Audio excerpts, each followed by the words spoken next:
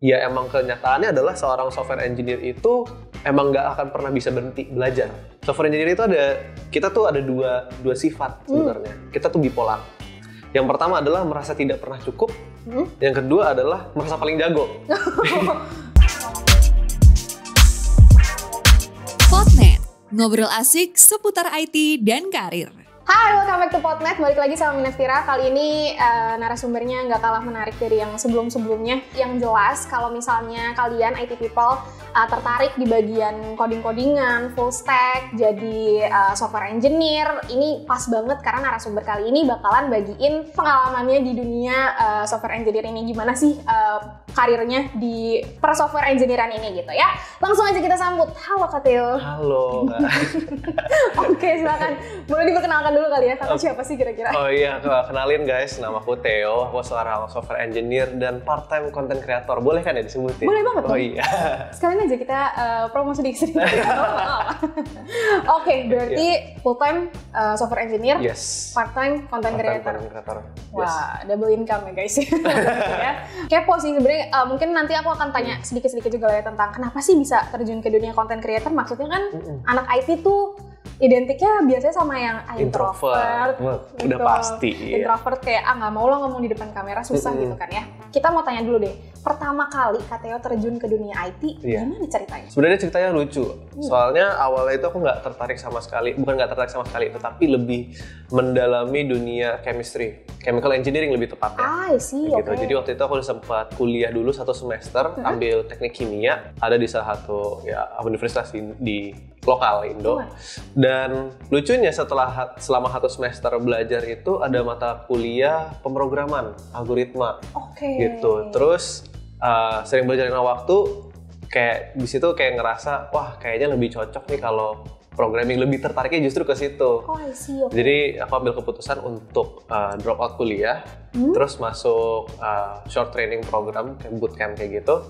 Setelah 4-5 bulan ya udah habis lulus masuk deh dunia software engineering. Oke, wow, gitu. that's a hard and big decision gitu ya. Betul, sempat bikin berantem sama mama papa dulu.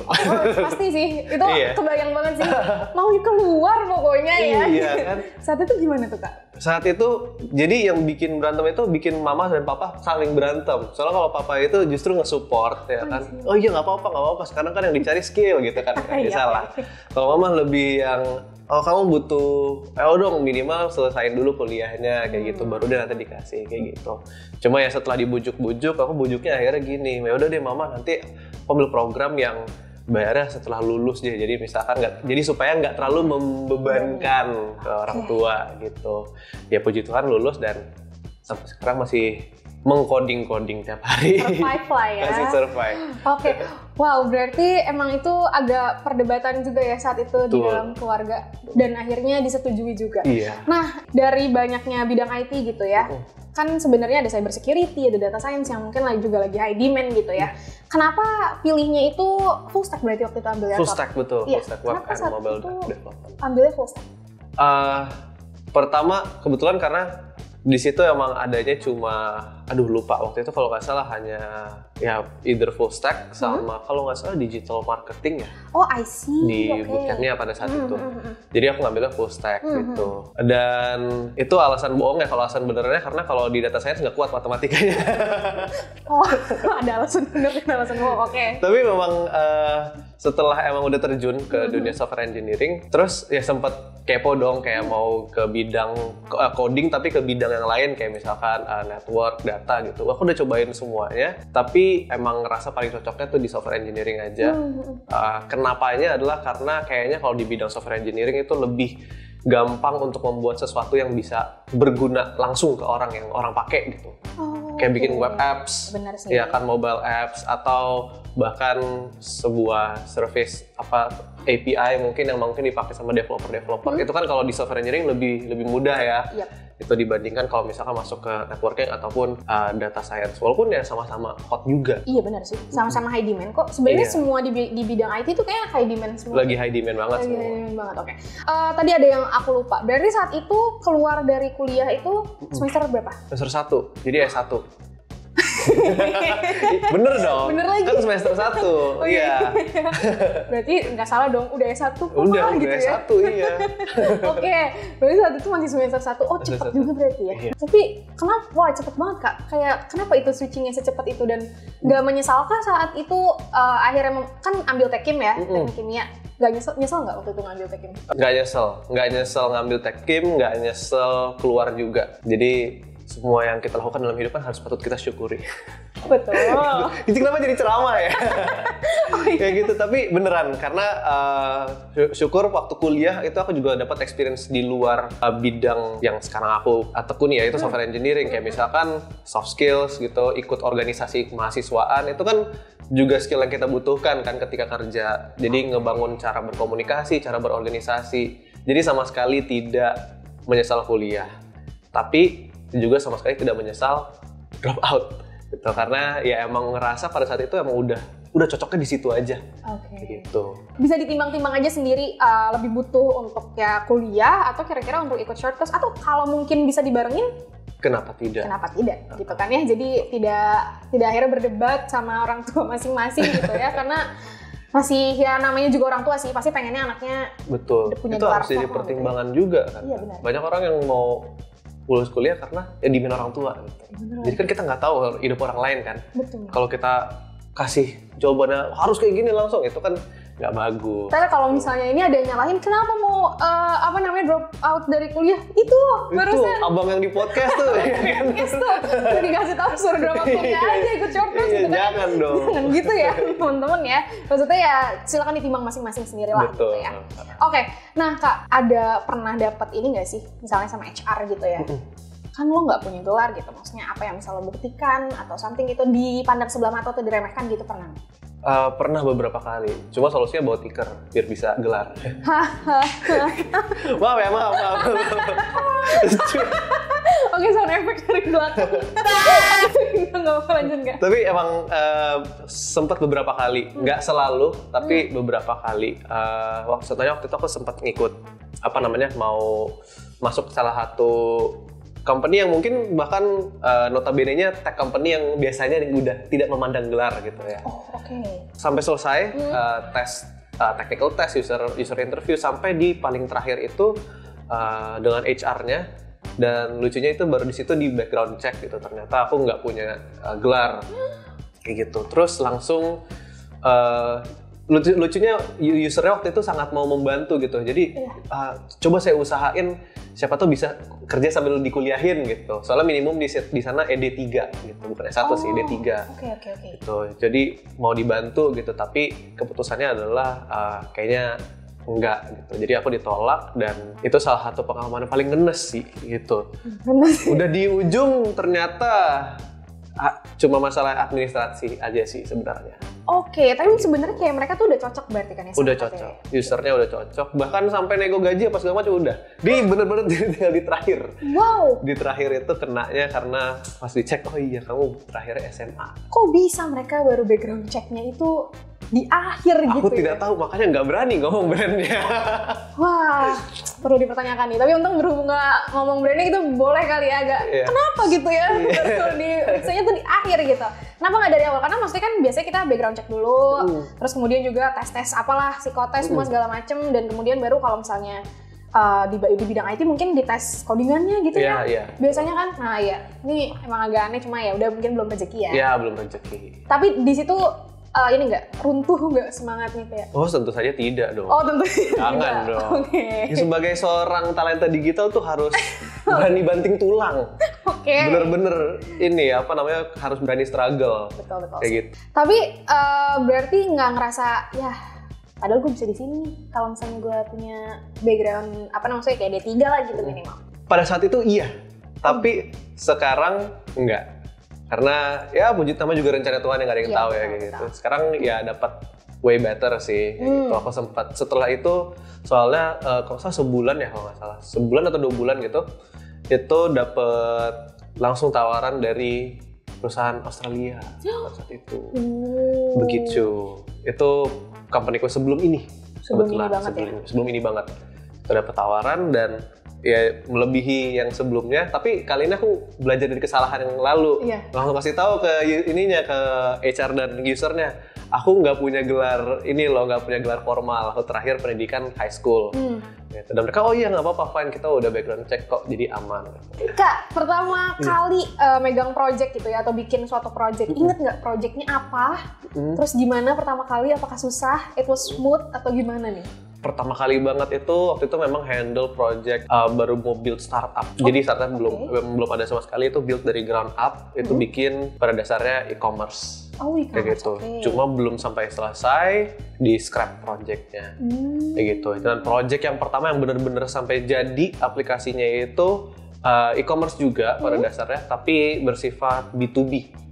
Gitu. Jadi dia, ya itu karena B2B sih, soalnya dia jualannya tuh banyak kayak hasil tani gitu, dan integrated dengan ERP-nya sendiri, dan mau punya modul custom-nya lagi lah, makanya di situ software-nya itu cukup kompleks sebenarnya. Dan itu modal nekat jujur, karena itu bukan dari full time jobku. Itu freelance. Itu dari, ya itu karena part time sih. Part time, Part time, soalnya dulu punya ya kumpulan lah teman-teman gitu, kita bareng-bareng bikin project kayak gitu, dan ya modal nekat aja langsung hajar kayak gitu. Software-nya cukup gede, tapi ya puji Tuhan jadi benar-benar sampai jadi mobile apps-nya, back office dashboard di webnya. Cuma mungkin karena bisnisnya nggak jalan, jadi nggak dipakai aplikasinya. Aduh, sayang banget. Itu sakit hati sih. Susah. Tapi itu pengalaman pertama aku bikin project. Itu adalah pembuka jalan juga sih ya, dari segala ini ya. Wah, berarti smooth sih sebenarnya. Maksudnya pada saat build-nya smooth gak? Wah, itu banyak lika-liku sih jujur Kak. Soalnya kan waktu itu build-nya sebenarnya baru pengalaman 1 tahun kali ya. Jadi software engineer waktu itu, nggak nyampe 1 tahun. Berarti terus memang modal nekat dan modal pede ya? Modal pede aja gitu, kayak gue tahu skill gue kayak gini, ternyata belum cukup pada saat itu. Ternyata belum cukup. Cuma namanya juga saya sampai sekarang juga ya mau seberpengalaman apapun lu sebagai seorang software engineer, pasti lu nggak akan pernah belajar kan. Jadi pada saat itu ya udah, kalau nemu tantangan yang belum gue bisa, belajar aja sampai bisa. Gitu. Emang kuncinya jangan pernah puas dan jangan pernah berhenti belajar ya? Betul, kan semuanya tentang mindset. Iya. Oke. Kak, kan waktu itu ya, pada saat itu berarti kakak nih nggak otodidak lah ya jatuhnya. Enggak. Ada yang ngajarin, ada mentor. Tapi menurut kakak, semisal IT people gitu ya, mau belajar programming, bisa nggak sih kalau tanpa mentor? Aku sebenarnya sempat otodidak dulu. Tapi waktu itu murni web development doang, dalam artian cuma web design lah, web HTML, CSS murni kayak gitu. Dan kalau sekarang kan mungkin kita nganggap, kalau aku ngerasanya kayak itu udah hal yang mungkin lebih mudah gitu. Tapi pada saat itu emang hal yang dalam tanda kutip semudah itu kalau aku pribadi yang ngerasa agak sulit belajarnya karena nggak punya mentor gitu, dan nggak punya disiplin atau jadwal yang teratur. Kayak gitu. Kalau aku pribadi emang orangnya kayak gitu. Jadi kalau mau mempelajari hal yang bener-bener bidang baru banget, itu butuh minimal mentor untuk nge-guide nih yang lo harus pelajarin ini gitu. Kalau sekarang mungkin udah lebih kayak karena udah kerja mungkin jadi lebih disiplin kali ya. Tapi dulu itu susah banget disiplinnya. Jadi keteteran kalau otodidak gitu. Apalagi tanpa basic ya, tanpa basic apalagi banget gitu saat itu ya. Cuma kalau ngomong sama teman-teman gue ada beberapa yang emang bisa gitu, emang bisa murni otodidak, cuma modal course YouTube atau mungkin ngikutin dokumentasi atau mungkin short course dari Coursenet ya kan menyediakan gitu. Tapi mungkin gini sih, berarti sebenarnya kalau misalnya mau otodidak ya, kuncinya adalah mau belajar dan harus strict gitu ya, disiplin sama diri sendiri. Karena kalau enggak, kayak banyak distraksinya deh. Betul. Kalau aku waktu itu mikirnya kan selalu elah otodidak ini kan bisa gue ngatur waktunya ya kan. Iya bener sih. Ya nggak ada yang hukum kok kalau telat, ya udah besok aja deh. Gitu mulu akhirnya. Mulai besok deh. Iya, mulai besok. Emang kalau menurut aku buat IT people yang mungkin kurang disiplin di bagian waktu gitu ya, atau kayak butuh temen, butuh mentor buat tanya-tanya, kan maksudnya kayak codingan tuh identik banget sama error gitu ya. Betul. Pasti banyak errornya, apalagi di perjalanan pertama itu tuh pasti banyak banget yang mungkin bingung, apalagi kalau misalnya full stack ada back end, ada front end gitu ya. Ya boleh banget dong ke CourseNet. Ada course full stack web developer. Berarti saat ini kan belum ada degree gitu ya? Yeah. Belum ada formal degree? Yeah. Ada nggak sih niatan pengen ngambil bachelor gitu? Misalnya? Ada banget. Oh ada banget. Personal dream aku adalah mau menjadi dosen sebenarnya. Karena kalau sebenarnya ini fun fact aja ya, iya, boleh, sharing boleh. dikit ya. Fun fact. Kalau ngelihat kayak website personal aku atau di LinkedIn gitu kan ada header-nya gitu kan ya. Ya kan. Kalau aku tulisnya itu educator, software engineer, content creator in that order. Jadi urutannya adalah aku educator, software engineer, baru content creator. Background keluarga aku tuh banyak yang guru, dosen, trainer gitu. Okay. Papa aku dulu sempat guru bahasa Inggris, mama aku itu seorang trainer. Oma papaku dari kedua sisi. Mama papa itu ada yang dari Menteri Pendidikan, kementerian. Wah, Ada yang dosen, ada yang guru gitu. Mungkin ya nurun lah ya sekarang aku. Jadi aku waktu itu juga sempat ngajar juga kan di bootcamp. Dan personal dream aku adalah untuk menjadi seorang dosen. Nah, karena untuk menjadi seorang dosen itu butuh degree, ya harus ambil degree. Kapan kira-kira Kak? Kapannya tidak tahu. Oke, tapi ada kayak, aduh mager juga sih sebenarnya ngambil degree. Maksudnya, oke lah itu kan kayak goals-nya gitu ya. Tapi kayak, ya mager juga sih orang udah punya duit gitu kan ya. Kadang kan kayak gitu ya. Jujur iya, kadang kalau mikirnya gitu kali ya. Cuma mungkin karena personal goal aja kali ya. Jadi lebih harus kayak gitu. Tapi 4 tahun lama juga ya. Masalahnya kan kalau jadi dosen itu S2 nggak sih? S2 ya. S3, ada yang bahkan sekarang S3 loh. Iya. Tapi ya kita doakan aja semoga, Kak Theo ini bisa mulai dari S1 4 tahun, lanjut lagi S2 2 tahun lagi, S3 2 tahun lagi, totalnya berapa tahun? 8 tahun ya? Bisa lah ya. Bisa lah, nggak ada yang nggak bisa, mulai aja dulu. Bukan hashtag CourseNet yang pasti mulai aja dulu. Oke, saran aja deh kayaknya ya, terakhir ya, kalau misalnya mau jadi seorang software engineer, ada saran tertentu nggak kira-kira? Harus gimana mulainya, atau ada skill-skill tertentu kah yang harus dipunyai seorang software engineer gitu? Software engineer itu baru-baru ini ya, aku ngeliat nih. Ini satu tips yang mungkin, atau teman-teman yang mungkin udah terjun di dunia software engineering mungkin ngerasa juga ya. Software engineer itu kita tuh ada dua sifat sebenarnya. Kita tuh bipolar. Yang pertama adalah merasa tidak pernah cukup. Yang kedua adalah merasa paling jago. Dan itu bisa eksis di saat yang sama, gitu. Karena dulu aku ngerasa ada poin di mana kayak, wah gue software engineer, anjay. Jago banget gue nih, kayak kan keren banget nih, kece banget gitu. Terus ngeliat codingan orang lain, kayaknya gue bisa lebih jago dari itu. Ada momen kayak gitu. Tapi ada momen juga kayak misalkan ngeliat konten kreator software engineering gitu kan di YouTube gitu. Wow, keren banget. Gue bisa nggak ya kayak dia? Aduh, kayaknya gue nggak bakal bisa meraih skill sejago dia gitu, seperfect orang ini gitu loh. Wah. Jadi emang ada dua, dan dua-duanya ini perasaan yang sangat valid kalau menurutku ya. Jadi ya kalau orang kan biasanya harus disiplin, harus apa segala macam. Kalau saranku adalah ketahuilah bahwa dua sifat ini mungkin sangat-sangat valid. Cuma cara menanggapinya gimana? Kalau misalkan ngerasa kurang, ya emang kenyataannya adalah seorang software engineer itu emang nggak akan pernah bisa berhenti belajar. Betul, setuju. Jadi kalau ngomongin kurang, lo akan selalu kurang. Kayak gitu. Dengan mindset itu, gunakan mindset itu untuk mendorong lo lebih giat lagi untuk improve. Iya, betul. Kayak gitu. Dan untuk merasa jago, emang terkadang kita justru dihambat karena kita ngerasa kurang. Justru kita butuh nih kadang-kadang merasa lebih jago gitu. Karena jujur kalau banyak ngelihat subscriber kalau lagi curhat gitu aku di Discord ataupun kayak lagi live chat atau komen, itu suka ada yang bilang, "Bang, kapan sih gue harus mulai apply kerja atau nggak skill minimal untuk jadi software developer tuh apa sih?" gitu. Jawabannya nggak ada gitu, karena yang menentukan standar itu nggak ada juga sebenarnya. Cuma yang membuat kebanyakan orang itu nggak dapat kerja atau nggak bisa terjun ke dunia software engineer adalah dirinya sendiri yang merasa bahwa dia kurang. Wah, buset, ini jadi ceramah. Wah, ini quotes 101. Tapi memang kenyataannya begitu. Banyak orang kayak, wah gue kurang banget. Tapi kadang all you need is confidence aja gitu. Betul. Coba aja dulu, coba terjun gitu. Dan kalau ngerasa gue masih kurang, ya gunakan itu untuk belajar. Jadi kita ambil dua perasaan yang negatif ini, kita putar balik menjadi positif. ternyata dua kepribadian itu untuk seorang software engineer perlu juga ya. Perlu. Gak boleh yang terlalu ya confidence itu perlu, tapi kalau overconfidence takutnya malah nggak jadi nggak belajar gitu ya. Tapi kalau kayak ngerasa kurang terus dan pengen belajar, kalau nggak ada kepercayaan dirinya juga kayaknya mau mulai kapan gitu kan. Betul. Tapi maksudnya kayak gitu, kalau misalnya coding hard skill gitu lah ya, itu sebenarnya bisa dipelajarin sih. Salah satunya di CourseNet ya pasti. Oke.